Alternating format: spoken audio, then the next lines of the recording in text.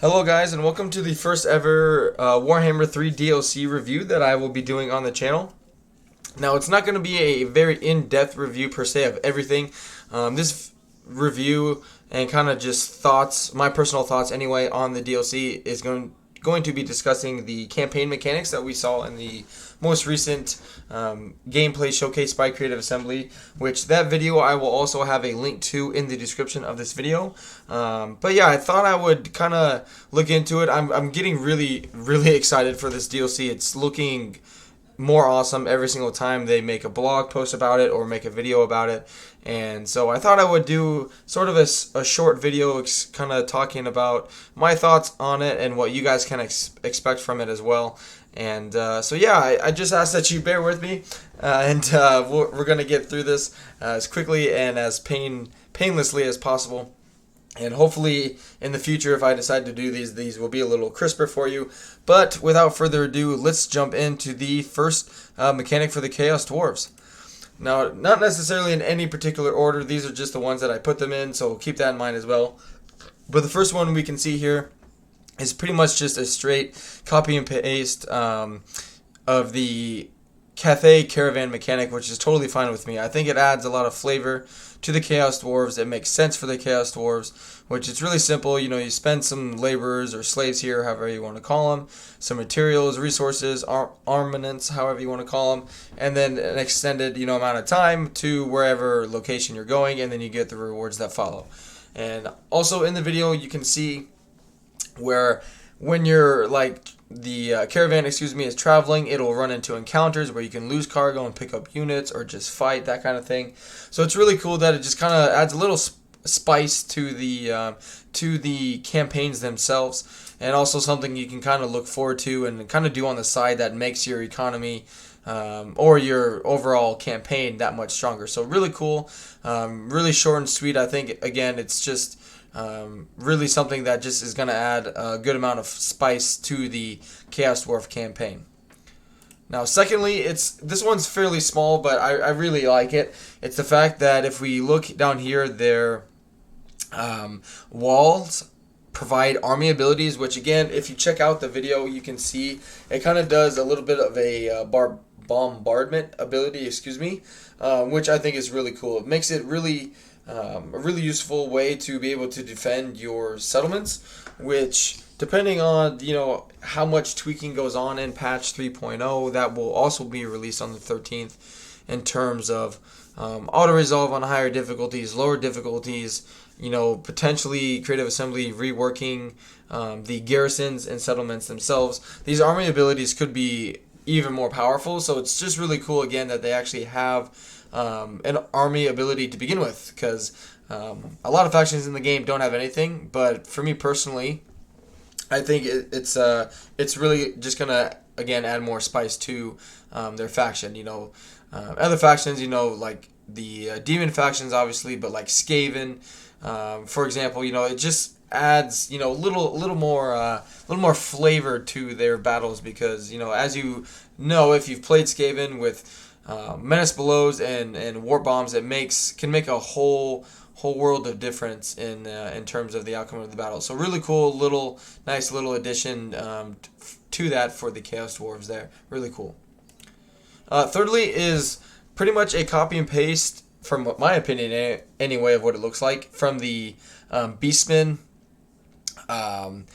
unit capacity mechanic, where basically you spend, in this case, more armaments. I think I'm pronouncing that right, for depending if you want your melee infantry, missiles, monsters, so on and so forth, war machines, centaurs, Kadai, where you spend the specific amount of armaments and then it increases your capacity there. Really cool. I'm totally fine with that. It makes sense, since the Chaos Dwarf population overall, in the lore, is fairly small, so it totally makes sense that you actually have to spend, more resources to increase their capacity. I'm fine with it. Plus, not to mention, if we just take a little few seconds here just to look at some of these units, they all look just freaking fantastic. The artillery look fantastic.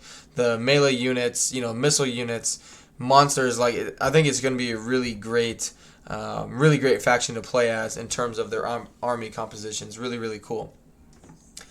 And secondly is also within the Hellforge mechanic, which is also like their manufacturing side. So this is really cool, where you can you provide certain like buffs to certain units in your armies themselves. So here, as you can see, this is all taken from the video that Creative Assembly has released. So here, they went with the passive ability Frenzy for all their melee infantry. And as you can see here, it's going to cost them 48 armaments per turn. Because there's 6 units, it's 8 per unit. There we go. And so I think it's just, again, something that's going to add a lot of flavor and spice to their campaigns. And just faction overall, where they're able to increase and buff their units this way while also making you pay for it without making it basically overpowered without having you pay for it in a certain way.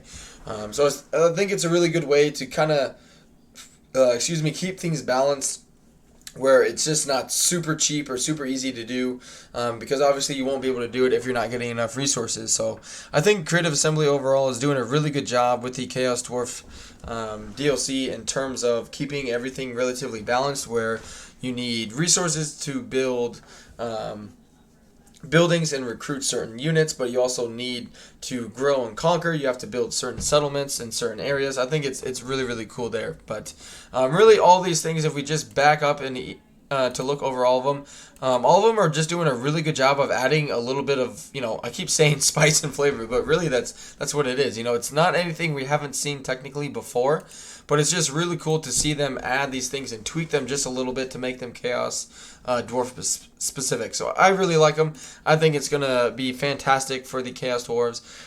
Granted, I could be totally wrong. I don't know. I do not have early access. I'm not speaking from any knowledge standpoint. This is all optimism and totally guessing at this point. So please keep that in mind with everything we've talked about here so far. But anyway, overall, it looks really fantastic.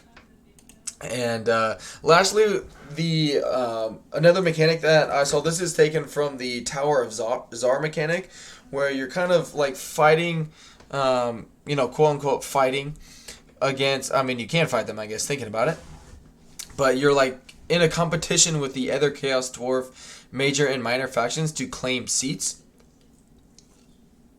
And in this situation, where in the first video, they show that, you can just like take one of these seats, via settlements, or you can steal it from them. But here you can see in the second gameplay that the AI can also steal seats from you.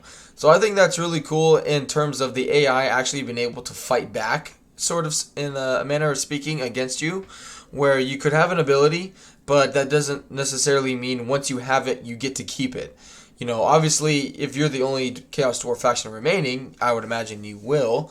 But, I think I like that aspect of it where, it just gives you a little more competition, a little more of an edge, where you have to pay attention to a lot of things going on in your campaign all at once. They're adding a lot of detail and a lot of little things that you have to pay attention to, which I think are going to be really good for the DLC and for Warhammer 3 in general.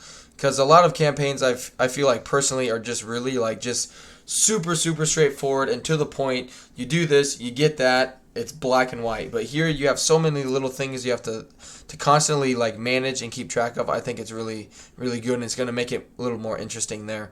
But anyway, here is just the last photo here is just a picture of the destroyer. I hope you guys enjoyed the video.